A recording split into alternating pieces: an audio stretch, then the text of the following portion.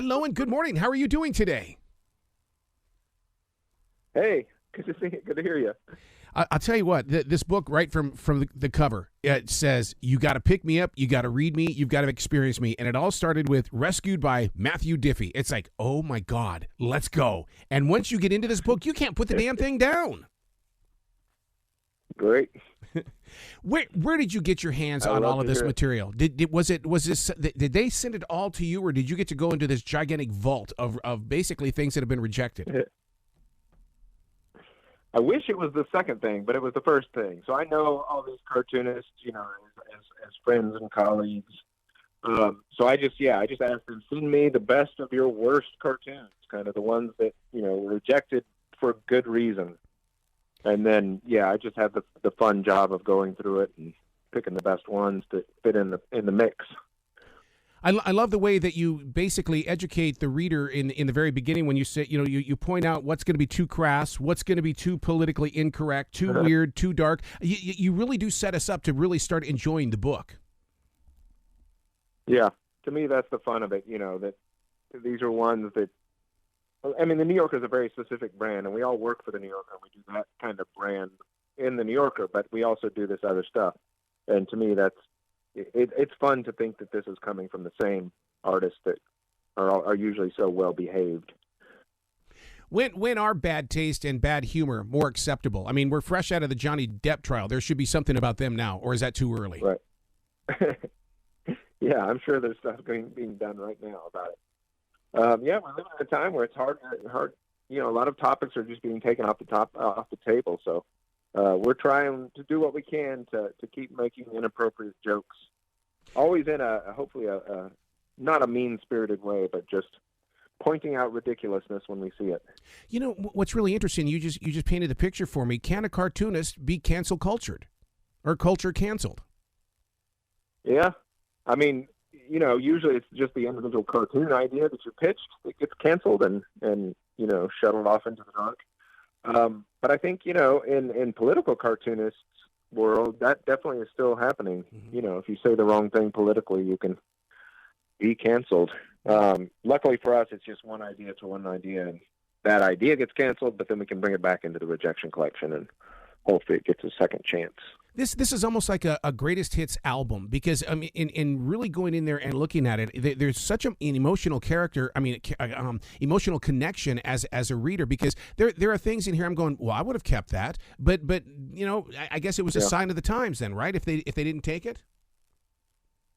Right. There's a lot of levels to this book. There's 54, 55, counting me, cartoonists work in the book.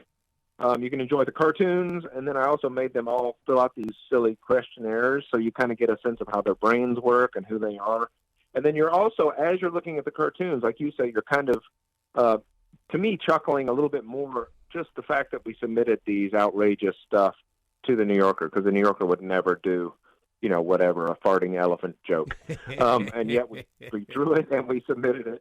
So to me, there's all these levels, and maybe even analyzing what's wrong with this one. Why wouldn't they have taken this one? So there's a lot of levels to it beyond just your typical cartoon book, I think. I laughed out loud at the geese on the water looking up, and it's the Nike symbol. I thought that was very funny, and I caught on to that immediately. Yeah, well, you're a smart visual guy. A lot of people don't catch it. But to me, a gag like that is all the better because it takes that little bit of work. You get that sort of charge when you finally make the connection.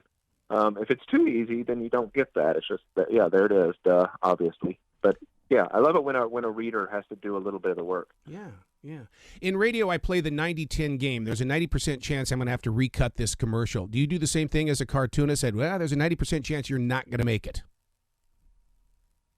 Oh, yeah, for sure. Like we do, 10 sketches a week, and on a really great week, if you're really hitting it, you'll sell one. So 90% rejection is actually wonderful.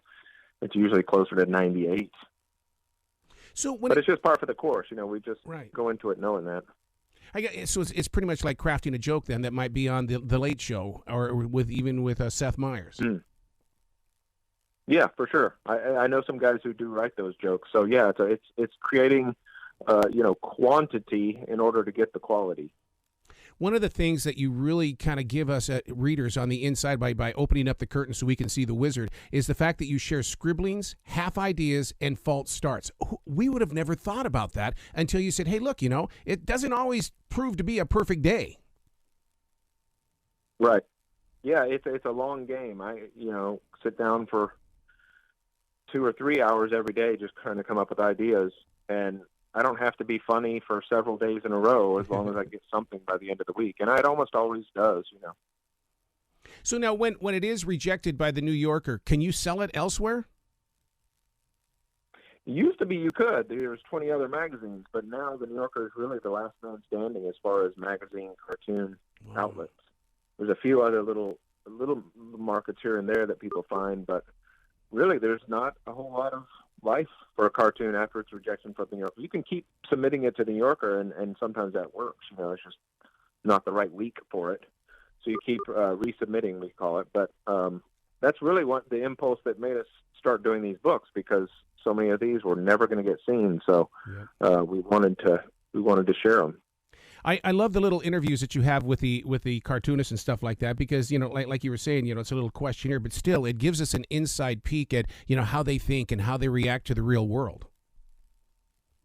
Right, and it's 55 cartoonists answering the same questions, but you see they're all answering them in different ways, and all funny, but all very unique to themselves. To me, that became like the most interesting and fun part of these books. Was it like going to a cartoonist convention? All of a sudden, everybody's bringing their own experiences? Because in radio, we'll sit around telling radio stories all day. Yeah, to me, it feels like almost like there's a basement party of cartoonists while the parents are upstairs, and we're all, showing our dirty little secrets and talking shop and just kind of the inmates running the prison for a while. How about that caption? Does it come first, or is it the cartoon that comes first? Because, it's two different, creative sources. Right.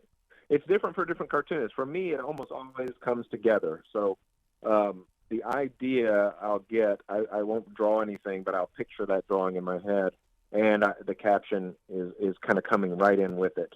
And it might get tweaked and, hopefully pared down as I work on it, but it all kind of comes together. But I do know cartoonists who do just the opposite. Sometimes they'll hear a line somebody says in the real world, and then they'll figure out a different visual context to put that in to make it a cartoon. Or cartoonists that doodle their way to an idea. So they start just drawing something, they don't even know what they're drawing, and they're adding characters, and then they create a puzzle for themselves, almost like creating your own caption contest. Right. So it works all ways, and I've tried it all, but for me, it all comes together. Have you ever tried to get into animation, or is that just I'm not playing that game? Oh, it's so much work, animation. Yeah. I have done a tiny bit, but it is a lot of work. I feel the same way about graphic novels. Whew, who has the time? For me, like I'm really, I love the one drawing, one line, just the purity of that, and the control of that, and the fact that you can bang that out in a day or even an hour. And it's all complete. I really love that format. You do realize your book, The Best of Rejection Collection, this is bathroom material. This is going to end up in a lot of bathrooms. For sure. For sure. Toilet side reading. Yeah, that's what's good about it, because you can, like I said, you can zip through and just look at the cartoons, and then you can also spend more time, depending on what you're doing in the bathroom, to go into the questionnaires, which are packed with jokes and silly little things. I love it. Dude, you got to come back to this show anytime in the future. Matthew, the door is always going to be open for you. Yeah, love it. Excellent. Well, you be brilliant today, anytime. okay? I love doing cartoons on the radio. Yeah, you too. Thank you. Bye.